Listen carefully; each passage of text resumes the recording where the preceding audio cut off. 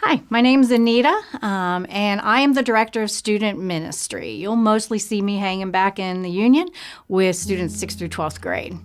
Growing up, I didn't grow up in the church, so I didn't have a lot of faith background, and so I was buying into a lot of what the world was telling me. And so along that path, I accumulated a bunch of skeletons, a lot of shame, a lot of guilt, a lot of regret. When I was 19 years old, I became pregnant, of course, all the backwards way, not the way that we would hope that our kids would do it. But I gave birth to this beautiful redhead little girl that we gave the name Shyla. And I realize now that Shyla was probably the first way that God saved me, because she slowed me down to care about someone where I really didn't care about myself. And so through Shyla, I started to slow down and not be so self-destructive.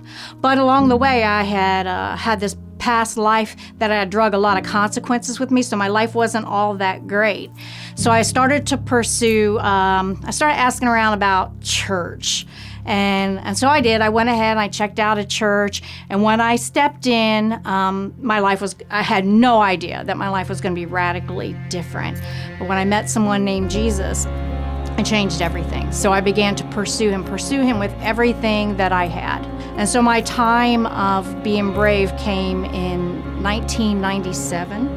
I woke up to my oldest daughter standing on the side of my bed saying, "Mom, I can't wake Shyla up, and she's cold."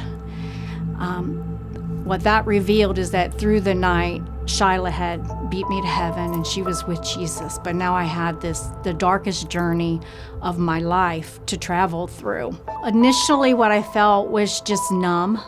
I'm not gonna lie, there were times I wanted to quit. I had grown up with Shyla. How do you live a life that you don't really know? I was 19 when I had her. A lot of people would be angry, but truthfully, I was someone who wasn't angry because God had given me time to teach Shyla about him, and she had her own faith. But I did question, Lord, why her? She had just committed her life to serve you, always. There were times that I told him, I can't do this. And I would hit my knees and I would pray for strength. And I made a decision that if Jesus, and I had loved Jesus as my Savior, now I was going to have to trust him to be my comforter and the father that I needed to carry me through this. So I remember being a choice that, Lord, I am going to stay with you no matter what.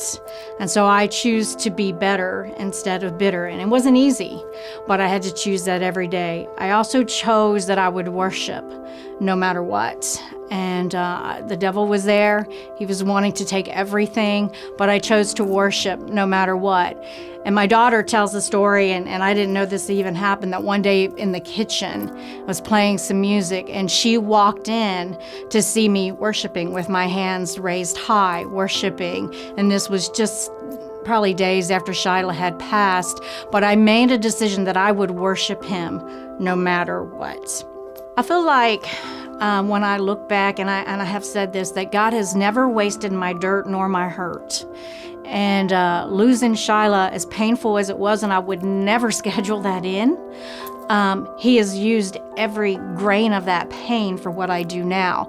I have a strong sense of urgency. I know that time is not guaranteed to anyone, even our young people. It breaks my heart to see young people not know Jesus and to see them just kind of trying to figure it all out. So yeah, I definitely feel that shame that I once had and the pain that I had did prepare me for what I'm doing now. And that's how I am being brave.